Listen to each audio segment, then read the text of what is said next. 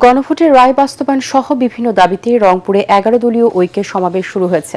সেখানে আছেন আমাদের সহকর্মী খায়রুল ইসলাম, সরাসরি যুক্ত হচ্ছে তার সাথে।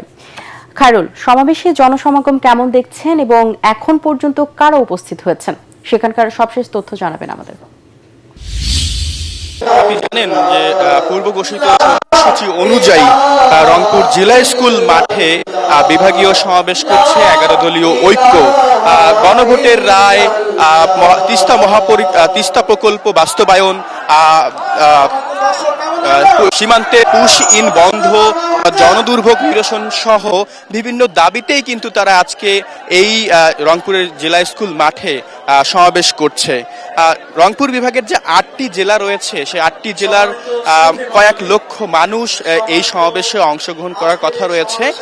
তবে 2:30টার পরে আনুষ্ঠানিকভাবে অনুষ্ঠান যেহেতু শুরু হওয়ার কথা রয়েছে, সেই ক্ষেত্রে মানুষের সমাগম এখন কিছুটা কম রয়েছে। ধারণা করা হচ্ছে অনুষ্ঠানের মূল পর্ব শুরু হওয়ার পরই যে এখানে মানুষের সমাগম বাড়বে। এছাড়াও এই অনুষ্ঠানের যিনি প্রধান অতিথি, বিরোধী দলীয় নেতা ডাক্তার শফিকুর রহমান ও জামায়াত ইসলামের আমির, তিনি কিন্তু এখন এসে পৌঁছায়নি। এছাড়াও এই সমাবেশের যে সভাপতিত্ব করবেন নাহিদ ইসলাম, তিনিও এখনো এসে সমাবেশ স্থলে পৌঁছায়নি। ধারণা করা হচ্ছে যে 2:30টার পরপরই তারা এই সমাবেশে আসবেন এবং তাদের সেই মূল্যবান বক্তব্য এই সমাবেশে দেবেন ধারণা করা হচ্ছে।